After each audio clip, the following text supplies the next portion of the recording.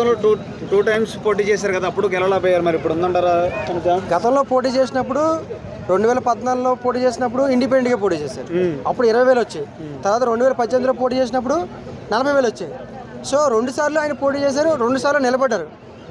మొన్న ప్రధానంగా 2023లో అసలు యాక్చువల్గా నవీన్ యాదవ్ గారు ఇప్పుడు కాదు, 2023లోనే ఎమ్మెల్యే అవ్వాల్సింది.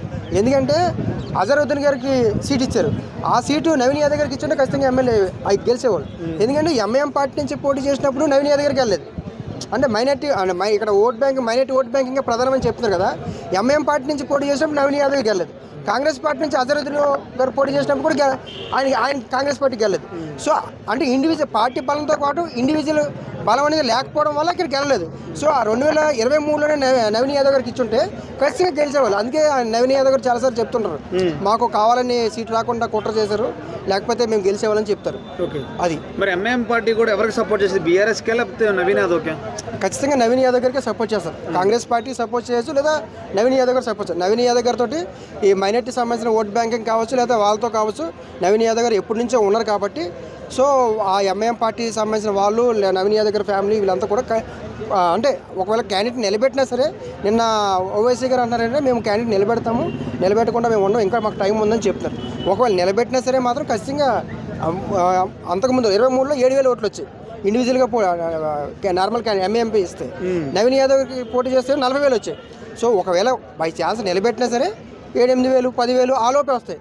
సో నిలబెట్టాలా, నిలబెట్టకుండా వదిలేయాలా, లేకపోతే నార్మల్ పర్సన్ నిలబెట్టాలనేది ఆ పార్టీ ఇష్టం. సో లంక దీపక్ రెడ్డి గారిని కన్ఫర్మ్ చేయడం అనేది ఈ బీసీ ఓట్లు చీలకుండా, ఎవరు ఓట్లు నవీన్ యాదవ్ గారి ఓట్లు చీలకుండా ఉంది. సో నవీన్ యాదవ్ గారికి ప్లస్ అయింది. ఓకే, చూసుకుంటే సునీత గారు ఇప్పుడు పక్కన కేటీఆర్ గారు తిరుగుతున్నారు, ప్రచారాన్ని ప్రతి విషయంలో ఉంటున్నారు.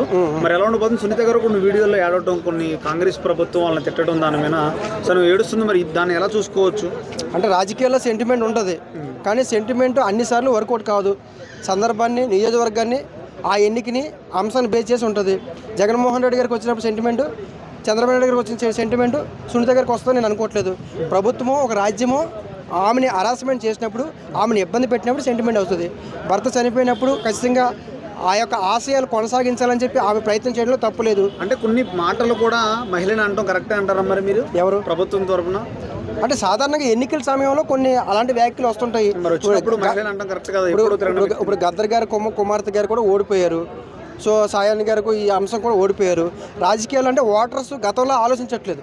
గతంలో అంటే సెంటిమెంట్ బేస్ చేసి ఓట్లు వేసేవారు. ఇప్పుడు పబ్లిక్ ఏం ఆలోచిస్తారు, ఈ జూబ్లీస్ నియోజకవర్గంలో మాకు ఖచ్చితంగా డెవలప్మెంట్ కావాలి, మాకు అభివృద్ధి కావాలి, అభివృద్ధి అంశాన్ని ప్రధానంగా చూపిస్తారు ఈ ఎలక్షన్స్లో. సో స్థానికంగా ఉండాలి, మాకు అందుబాటులో ఉండాలి, మాకు అభివృద్ధి కావాలి. సో ఈ పార్టీ వేజ్గా కూడా పక్కన పెడతారు. కొన్ని అంశాలు తీసుకొస్తే 30% పార్టీ వేజ్ కాకుండా ఇండివిజువల్గా కూడా చూసి ఓట్లు వేస్తారు. సో ఇది అంశం, ప్రధాన అంశం. ఓకే, మరి రెండు పార్టీలో బీజేపీ పక్కన పెట్టేసారు ఆల్రెడీ. మీరు రెండు పార్టీల్లో పక్కన పెట్టేసారని నేను అనట్లేదు కదా. అంటే నేను ఏమంటున్నానంటే రెండు పార్టీలు ఏవి హోరాహోరీగా ఉంటాయంటే బీజేపీ, కాంగ్రెస్, బీఆర్ఎస్, కాంగ్రెస్ హోరాహోరీగా ఉంటాయని చెప్పాను. ఈ రెండింటిలో ఎవరు గెలుస్తారు అనుకుంటున్నారు? ఎక్కువ ఛాన్స్ ఎవరికి ఉంది మరి? రెండింటిలో ఎక్కువ ఛాన్స్ నవీన్ యాదవ్ గారికి, కాంగ్రెస్ పార్టీకి అనుకూలంగా ఉన్నాయి. అనేక అంశాలు వాళ్ళకి అనుకూలంగా ఉన్నాయి. గెలుపు అవకాశాలు కాంగ్రెస్ పార్టీకి ఉన్నాయి, గెలుపు అవకాశాలు నవీన్ యాదవ్ గారికి ఉన్నాయి. అంశాలు ఎక్కువగా వాళ్ళకి అనుకూలంగా ఉన్నాయి. బీసీ రిజర్వేషన్ అంశాలు కావచ్చు, లేకపోతే ఇక్కడ పోటీ చేసిన ఇద్దరు అభ్యర్థులు కూడా ఓసీ సామాజిక వర్గానికి చెందిన వ్యక్తులు. సో ఈయన బీసీ సామాజిక వర్గానికి చెందిన వ్యక్తి. సెంటిమెంట్ సునీత గారికే కాదు, నవీన్ యాదవ్ గారికి కూడా సెంటిమెంట్ ఉంది. ఏమైనా సెంటిమెంట్ ఉంది, 2 సార్లు పోటీ చేసి ఓడిపోయినా సరే ఇంకా నిలబడారు కాబట్టి ఈయనకి ఈసారైనా గెలిపించాలన్న ఆ సెంటిమెంట్ కూడా ఈయనకు కూడా సెంటిమెంట్ ఉంది. సో సెంటిమెంట్ ఇద్దరు వైపు ఉంది, ఒకవైపే చెప్తాను. సో ఆ అంశాలు కూడా ఇక్కడ ప్రభావితం చూపించే అవకాశం ఉంది. అంటే కొంచెం నవీన్కి కొంచెం బ్యాట్ వస్తుంది, 420 అని, రౌడీ అని చెప్తున్నారు. మరి ప్రజలు కొంతమంది చాలా విశ్లేషకులు కూడా అన్నారు. మరి దీనికి ఎఫెక్ట్ పడే అవకాశం ఉందా? అంటే ఇప్పుడు తండ్రికి బట్టబుర్ర ఉందని చెప్పి కొడుకుని రిజెక్ట్ చేయకూడదు కదా. ఇప్పుడు పెళ్లి సంబంధాలకు వెళ్ళినప్పుడు తండ్రికి బట్టబుర్ర ఉండొచ్చు, కానీ కొడుకుని రిజెక్ట్ చేయడానికి అవసరం లేదు కదా. ఇప్పుడు కొడుకు అనేది ఎవరైతే కొడుకు గత 11 సంవత్సరాల నుంచి ప్రజా జీవితంలో ఉన్నాడు. ఈ ప్రజా జీవితంలో ఆయన ఏదైనా పొరపాట్లు చేస్తే దాన్ని మనం క్వశ్చన్ చేయాలి. అందుకని తండ్రి గారు చేసిన ఏదైనా పొరపాటు ఉంటే ఆటలు బే చేసి తండ్రి గారికి బట్టబుర్ర ఉంది కాబట్టి కొడుకుని మేము పెళ్లి చేసుకోము అంటే అది చాలా మన అక్కడ ఏపీ ఎలక్షన్స్లో కూడా పవన్ కళ్యాణ్ గారు కూడా ఆ రకమైన 3 పెళ్లిళ్ళ అంశం తీసుకొచ్చారు. అది ఒకసారి చూపించింది, రెండోసారి చూపించలేదు. ఎందుకంటే ఈ ఓటర్స్ ఆ యాంగిల్లో చూడరు, ఇతను ఏం చేయగలుగుతాడు, ఇతను ఏం చేస్తాడు గెలిస్తే అనే యాంగిల్లో చూస్తారు. కేసీఆర్ ఒకవేళ ప్రచారానికి వస్తే రూపురేఖలు మారే అవకాశం ఉందా జూబ్లీహిల్స్ ఎన్నికలంతా? కేసీఆర్ గారు వస్తారని నేను అనుకోవట్లేదు. వస్తే నేనైతే అనుకోవట్లేదు వస్తారని చెప్పి. వస్తే కూడా చెప్పాలి. నేను అనుకుంటాను వస్తారని నేను అనుకోవట్లేదు. ఒకవేళ వచ్చినా సరే రాకపోయినా సరే ఓట్ బ్యాంక్ అనేది చేరకుండా ఉంటుంది. బీఆర్ఎస్ పార్టీ ఓట్ బ్యాంక్ అనేది ఇక్కడ జూబ్లీహిల్స్ నియోజకవర్గంలో బీఆర్ఎస్ పార్టీకి మైనార్టీ ఓట్ బ్యాంక్ ఎక్కువ ఉంది. షాదీ ముబారక్ కావచ్చు, కళ్యాణ్ లక్ష్మి, ఈ పథకాలు ఇవన్నీ కూడా ఆటో కార్మికులు కూడా, ఆటో వాళ్ళు కూడా ఎక్కువ శాతం బీఆర్ఎస్కి మైనార్టీ వాళ్ళు, ఆటో వాళ్ళందరూ కూడా బీఆర్ఎస్ పార్టీకి అట్రాక్ట్ అయ్యారు. సో నేను ఇక్కడ చెప్పడమే కాదు, నేను పబ్లిక్ బైట్ తీసుకున్నాను. రహమత్ నగర్, కార్మిక నగర్, బోరబండ ఇవన్నీ ఏరియాలో నేను స్వయంగా వెళ్ళి ఓటర్స్తో పబ్లిక్ బైట్ తీసుకున్నాను. సో వాళ్ళ మూడ్ ఆఫ్ సిచ్యువేషన్ అనేది అన్ని విషయాలు గమనిస్తే వాళ్ళ ఆ రకంగా వాతావరణం ఉంది. సో కాబట్టి బీఆర్ఎస్ పార్టీకి ఒక స్టాండర్డ్ ఓట్ బ్యాంకింగ్, వైసీపీ పార్టీకి ఏ రకమైన ఓట్ బ్యాంకింగ్ ఉందో బీఆర్ఎస్ పార్టీకి అదే స్టాండింగ్ ఓట్ బ్యాంక్ ఉంది.